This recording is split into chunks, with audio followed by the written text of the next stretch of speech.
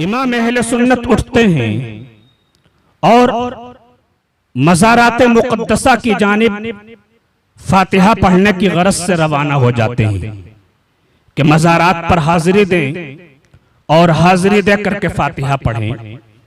حضرات، مزارات پر حاضری کا طریقہ امام اہل سنت نے جو بتایا ہے، ہم سب کو اس پہ عمل کرنا چاہیے۔ امام اہل سنت نے ہمیں یہ طریقہ بتایا کہ پائنتی کی جانب سے اندر جایا جائے۔ اب جہاں پائنتی کی جانب دروازہ نہ ہو تو مجبوری ہے، لیکن اگر پائنتی کی جانب دروازہ ہے تو وہاں سے جایا جائے اور مواجہہ میں کھڑا ہوا جائے، یعنی صاحب مزار کے چہرے کی طرف چہرہ کر کے کھڑا ہوا جائے۔ پھر اللہ جو توفیق دے درود پاک پڑھا جائے، سورہ فاتحہ، قل هو اللہ شریف، آیت الکرسی، اور اللہ جو توفیق دے سورتیں ہیں، آیتیں ہیں، تلاوت کرے، صاحب مزار کی روح کو نظر کرے۔ نظر کرنے کے بعد صاحب مزار کے وسیلے سے اللہ تعالیٰ کی بارگاہ میں دعا کرے۔ امام اہل سنت ادب سکھا رہے ہیں، مزارات کا ادب سکھا رہے ہیں۔ کتنے لوگ ایسے ہیں جو جا کر کے لپٹ جاتے ہیں، چمڑ جاتے ہیں، کتنے لوگ ایسے ہیں جو جا کر کے ماتھا ٹیک دیتے ہیں، جس کو بد مذہب دلیل بنا کر کے یہ کہتے ہیں کہ دیکھو یہ بریلوی قبر کے اوپر سجدہ کر رہے ہیں، نعوذ باللہ۔ امام اہل سنت سیدی سرکار اعلی حضرت قدس سرہ العزیز نے جو طریقہ بتایا ہے اس میں یہ سب نہیں شامل ہے۔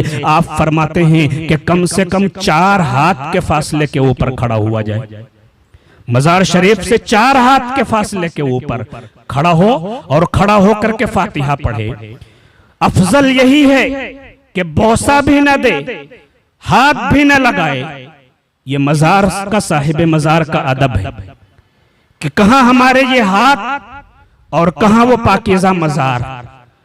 تو امام اہل سنت فرماتے ہیں افضل یہی ہے، بہتر یہی ہے کہ ہاتھ بھی نہیں لگائے، بوسہ بھی نہ دے۔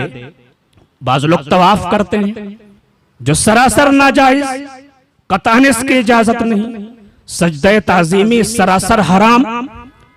تو نہ تو طواف کی اجازت ہے کہ مزار کا طواف کیا جائے، طواف صرف خانہ کعبہ کا ہے، خانہ کعبہ کے علاوہ کسی مزار کا طواف کرنا جائز نہیں۔ اور افضل یہ ہے، بہتر یہ ہے کہ بوسہ بھی نہ دے، ہاتھ بھی نہ لگائے مزار کو۔ زیادہ ادب کا تقاضا یہی ہے کہ دور ہی کھڑا رہے، 4 ہاتھ کے فاصلے پر کھڑا ہو کر کے فاتحہ وغیرہ پڑھے، جو دعائیں کرنی ہیں صاحب مزار کے وسیلے سے اللہ تعالیٰ کی بارگاہ میں دعائیں کرے اور پھر وہاں سے واپس ہو۔ تو حضرت